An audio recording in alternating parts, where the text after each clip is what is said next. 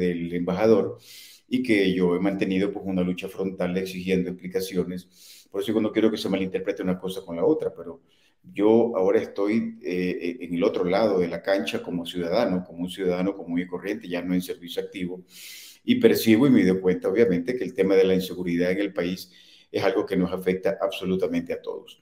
Por eso es que he venido siendo muy crítico por lo que viene sucediendo, el tema de muertes violentas, Richard, el tema de los homicidios, el tema de los asesinatos, la imagen internacional que tenemos nosotros como país de haber sido en su momento uno de los más seguros, ser ahora el segundo más violento, con una tasa de homicidios que seguramente va a llegar o a sobrepasar sobre el 40% por cada 100.000 habitantes.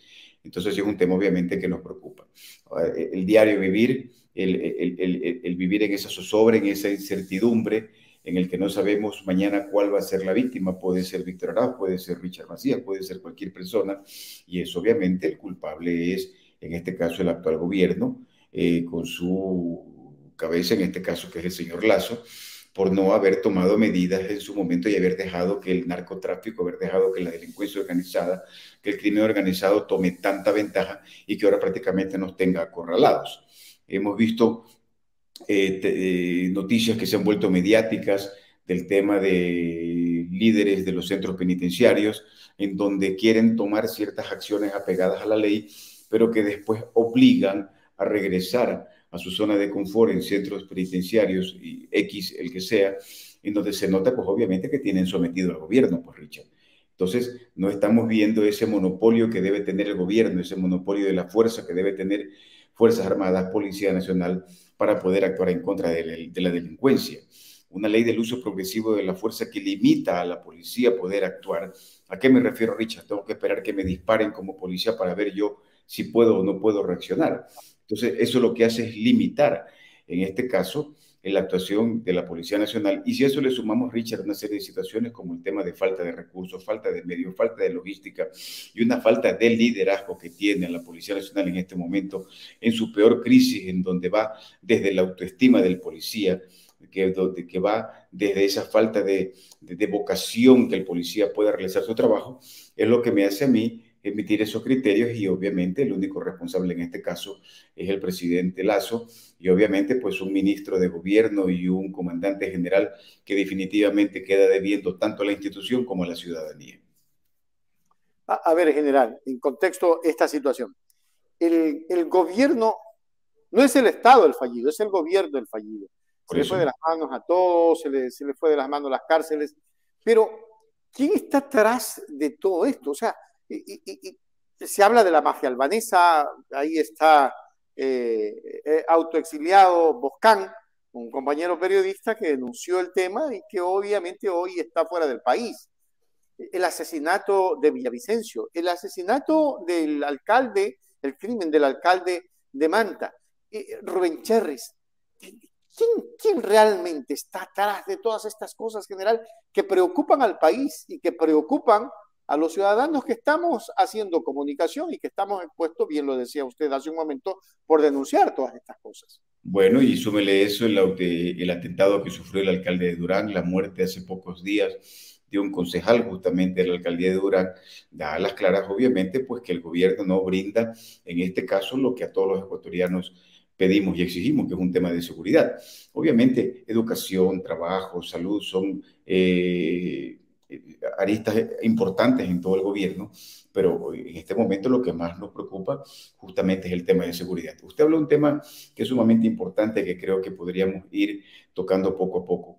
La situación que usted ha dicho, ¿no es cierto? La muerte de Rubén Cherres, que tiene que ver en este caso con la investigación de León de Troya, que como lo dije yo en un video en mi red social, es el caso más vergonzoso de la historia, que lamentablemente afectó la imagen de la Policía Nacional gracias al señor Lasso, porque ahí tiene 4 actores que tienen un denominador común fatal, como lo digo yo, el señor Villavicencio, el señor Boscán y el teniente coronel Erazo, que eran quienes conocían detalles de esa investigación, y obviamente el señor Cherres, que era la pieza fundamental en esa investigación. Villavicencio y Boscán asesinados. Como le digo yo, qué coincidencia. El gobierno está en la obligación, Richard, en la obligación de que salga a la luz cuál fue la motivación y los autores intelectuales de esas muertes. Boscán, como lo hemos dicho, en el exilio voluntario temiendo por su vida, y ahora el teniente coronel Erazo, que fue la persona que dirigió esa investigación, pidiendo protección para él y su familia. Lo que está claro, Richard, es que se pelearon los compadres. En su momento, pues el señor Lazo, la señora Varela, el señor Vargas, el señor Ponce, el señor Erazo, eran parte de un círculo complejo de poder que manejaron esta investigación que era sumamente delicada para beneficiar, en este caso, en su momento al presidente y todo lo que la ciudadanía conoce. Pero respondiendo a su pregunta, Richard, que tuve que hacer ese preámbulo, estamos definitivamente a la buena de Dios. Y falta todavía 2 meses para que culmine este vergonzoso gobierno. ¿Y usted cree que en estos 2 meses que quedan va a poder hacer algo que en 2 años no lo hizo y que era obligación hacerlo? Definitivamente no, Richard.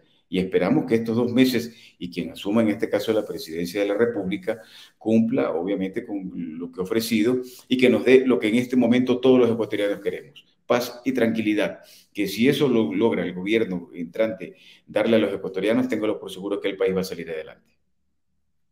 Ahora, es muy difícil que en 18 meses se logre aquello, pero ¿qué medidas, usted que tiene experiencia general por haber estado en la policía y porque conozco de su buena voluntad y el cariño que le tiene a este pueblo ecuatoriano, qué se tiene que hacer para solucionar ese problema? Porque ese es un problema ya de administración de la seguridad en el Ecuador.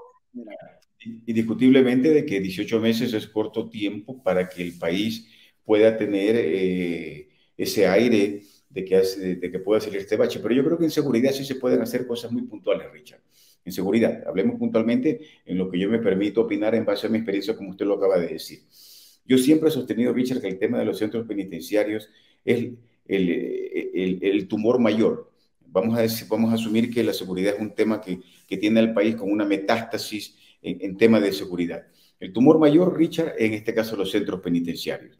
Si el Estado, si el gobierno no toma el control de los centros penitenciarios, de donde sale el 60% de la violencia que se refleja en las cárceles, definitivamente cualquier esfuerzo que puedan hacer en otro aspecto va a ser en vano, va a ser inútil. El tema de las leyes, Richard, la nueva asamblea tiene que emitir leyes que obviamente dejen de lado tanto beneficio y tanta protección, en este caso al delincuente, y que sean leyes sumamente más drásticas para que los delincuentes sepan que puntualmente eliminar el tema de la reducción de pena, Richard. El delincuente tiene que tener la certeza de que si es condenado a 30 años, tiene que cumplir los 30 años. ¿Qué delincuente tiene buena conducta dentro de los centros penitenciarios, Richard, para que lo premien diciendo que por buena conducta se le reduce el 40% de su pena? Eso es una burla al sentido común y a la inteligencia de las personas, Richard. Obviamente, el tema del narcotráfico, que es lo que genera toda la violencia, si no podemos, obviamente, nosotros garantizar o el gobierno garantizar que la droga no entre, por lo menos poner mayores controles en el embudo. Pues vamos a suponer que la parte ancha del embudo son las fronteras y la parte